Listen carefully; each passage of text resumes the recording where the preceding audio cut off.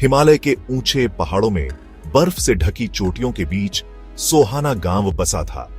ये एक छोटा सा गांव था जहां जौ के खेत और पत्थरों के घर थे। यही वीर सिंह की दुनिया थी। वो हर रास्ता, हर नदी, हर चेहरा जानता था। वीर एक तेज और हंसमुख लड़का था।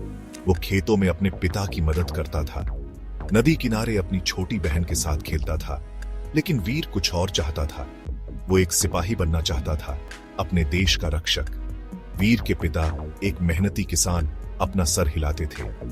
फौज की जिंदगी बहुत कठिन होती है बेटा, वो कहते थे। उसकी मां, जिनके हाथ सालों की मेहनत से खुरदुरे हो गए थे, चिंता करती थी। ये बहुत खतरनाक है, वो मिन्नतें करती थी। केवल उसकी छोटी बहन रानी उसका सपना समझती थी। वो बड़ी बड़ी आंखें करके सुनती थी जब वीर बहादुरी और सम्मान की बातें करता था। एक दिन फौज में भर्ती करने वाला एक अफसर सोहाना आया। उसने देश सेवा की, खतरे के सामने साहस की बातें की। वीर का दिल जोरों से धड़क रहा था। ये उसका मौका था। वो जानता था कि उसे ये मौका लेना ही है। वीर सीना ताने खड़ा था। वो कई नौजवानों में से एक था जो सभी देश सेवा का मौका चाहते थे। अफसर ने उसे ऊपर से नीचे तक देखा। तुम में एक सिपाही की आत्मा है, उसने कहा। वीर का सीना गर्व से फूल गया। वो पहली परीक्षा पास कर गया था। ट्रेनिंग कैंप का सफर लंबा और थका देने वाला था। वीर कभी घर से दूर नहीं गया था।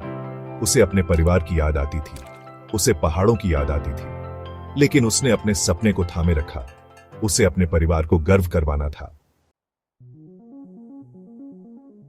जिस दिन वीर ट्रेनिंग के लिए गया, वो दिन ठंडा और साफ था।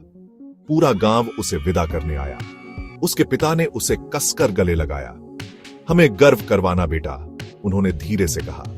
उसकी मां ने उसका चेहरा अपने हाथों में लिया। उनकी आंखों में आंसू थे। हमारे पास सकुशल लौट आना, वो रुंधे गले से बोली। रानी ने उसे एक छोटा सा ताबीज दिया। किस्मत के लिए, उसने धीरे से कहा।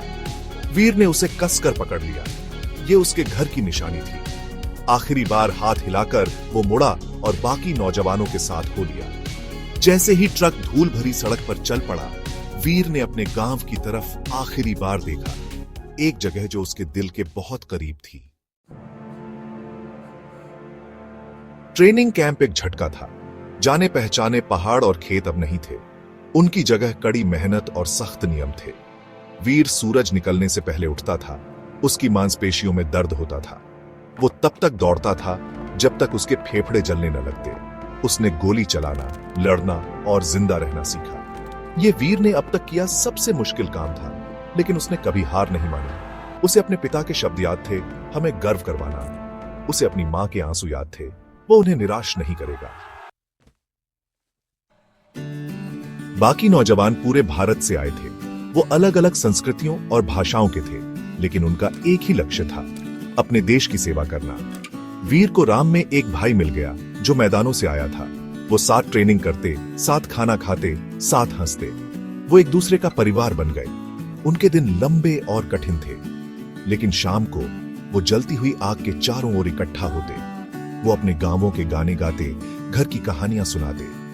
वीर हिमालय के बारे में बताता, बर्फीली चोटियों और बहती नदियों के बारे में। उसे एहसास हुआ कि भले ही वो अलग अलग दुनिया से आए थे, लेकिन वो एक ही मकसद से जुड़े थे। वो भारत के सिपाही थे।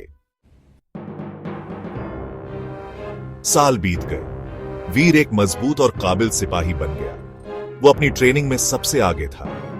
उसे एक खास यूनिट के लिए चुना गया, जो चुनिंदा सिपाहियों का एक ग्रुप था जिन्हें सबसे खतरनाक मिशन दिए जाते थे। उनका पहला मिशन उन्हें दुश्मन के इलाके में ले गया। उन्हें जानकारी इकट्ठा करनी थी। दुश्मन की सीमा के पीछे आंख और कान बनना था।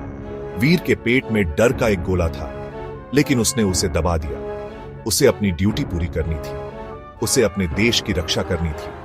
जैसे ही वो अंधेरे की आड़ में सीमा पार कर रहे थे, वीर ने अपने परिवार के बारे में सोचा। उसने रानी के ताबीज के बारे में सोचा, जिसे उसने कसकर पकड़ा हुआ था।